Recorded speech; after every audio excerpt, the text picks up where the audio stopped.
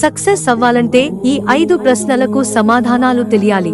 మౌర్యుల పరిపాలనా కాలంలో చంద్రగుప్త మౌర్యుడి సలహాదారుగా, రాజనీతిజ్ఞుడిగా, ఆర్థికవేత్తగా, భారత తత్వవేత్తగా గుర్తింపు పొందిన చాణక్యుడినే కౌటిల్యుడు అని కూడా అంటారు.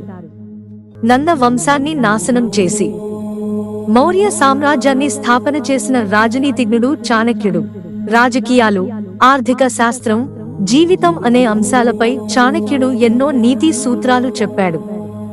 వీటిని ఇప్పటికీ సువర్ణాక్షరాలుగా భావిస్తారు.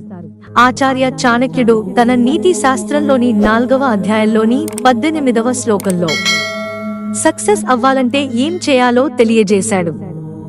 చాలా మంది పురుషులు, మహిళలు ఈ విషయాలను పట్టించుకోకుండా ఇబ్బందులకు గురవుతున్నారు. చాణక్య విధానాన్ని అనుసరించడం ద్వారా మీరు వివాదాలు, ఆర్థిక నష్టాలను నివారించవచ్చు. విజయం సాధించాలంటే 5 ప్రశ్నలకు సమాధానాలు తెలుసుకోవాలని చాణక్యుడు ఈ శ్లోకంలో చెప్పాడు. చాణక్యుడు చెప్పిన ఆ శ్లోకం అర్థం ఏంటంటే, జ్ఞానవంతుడు ఎప్పుడూ కూడా నా సమయం ఎలా ఉంది, నాకు ఎంతమంది స్నేహితులు ఉన్నారు, నేను నివసించే స్థలం ఎలా ఉంది, ఆదాయం, ఖర్చు ఎంత, నేను ఎవరు, నా శక్తి ఏమిటి, నేను ఏమి చేయగలను అనేది ఆలోచించాలి. విజయవంతం కావాలంటే ఈ 5 విషయాలు తెలుసుకోవడం ముఖ్యం అని చాణక్యుడు చెప్పాడు. 1. సమయం గురించి. ప్రస్తుత కాలం ఎలా గడుస్తుందో తెలివైన వ్యక్తికి తెలుసునని చాణక్యుడు చెప్పాడు. ఈ రోజులు సంతోషమా లేక విచారమా? దీని ఆధారంగానే పనిచేస్తుంటారు. ఉదాహరణకు, ఒక వ్యాపారి మార్కెట్ పరిస్థితి ఏమిటో తెలుసుకోవడం ముఖ్యం. 2. స్నేహితుల గురించి. తెలివైన వ్యక్తికి తన నిజమైన స్నేహితులు ఎవరో తెలుస్తుంది. మిత్రుల వేషధారణలో ఉన్న శత్రువులు కూడా అతనికి తెలుస్తుంది.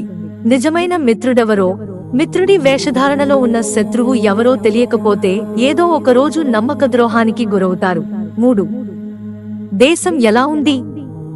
ఈ దేశం ఎలా ఉంది అంటే మనం పనిచేసే లేదా ఉండే ఊరు, అక్కడి మనుషులు ఎలా ఉన్నారు అనేది తెలుసుకోవడం ముఖ్యం. మీరు దీన్ని దృష్టిలో ఉంచుకుని పనిచేస్తే మీరు ఖచ్చితంగా విజయం సాధిస్తారు, ఎప్పటికీ ఇబ్బందుల్లో పడరు. 4. ఆదాయం, ఖర్చుల గురించి సమాచారం. మీ ఆదాయం, ఖర్చుల గురించి సమాచారాన్ని కలిగి ఉండటం ముఖ్యం. దీని గురించి అవగాహన లేకుంటే ఇబ్బందే. ఒక వ్యక్తి తన ఆదాయాన్ని బట్టి ఖర్చు చేయాలి. మీరు మీ ఆదాయం కంటే తక్కువ ఖర్చు చేస్తే మీరు కొంచెం డబ్బు ఆదా చేయవచ్చు. 5. మీరు మీ సామర్థ్యాన్ని తెలుసుకోవాలి. అంతిమంగా చాలా ముఖ్యమైన విషయం ఏమిటంటే, మన సామర్థ్యాలను మనం తెలుసుకోవాలి. పూర్తి చేయగలిగే పని మాత్రమే చేపట్టాలి. మీరు మీ సామర్థ్యం కంటే ఎక్కువ పనిని తీసుకుంటే అప్పుడు వైఫల్యం ఖాయం. మిత్రులారా, ఛానల్ సబ్స్క్రైబ్ చేసుకోవడం మర్చిపోకండి. ధన్యవాదాలు.